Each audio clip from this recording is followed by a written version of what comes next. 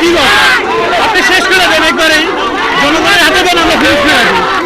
এত কাহিনী ভাই, আমরা এগুলো বিচার চাই ভাই, আমরা বিচার চাই। ছেলে মেয়েদের কোনো কিছু হয় না, আমরা খেটে খাইতে গেলে আমাদের মাল বাচ্চাদের আপনি যাইতে পারবেন না তো।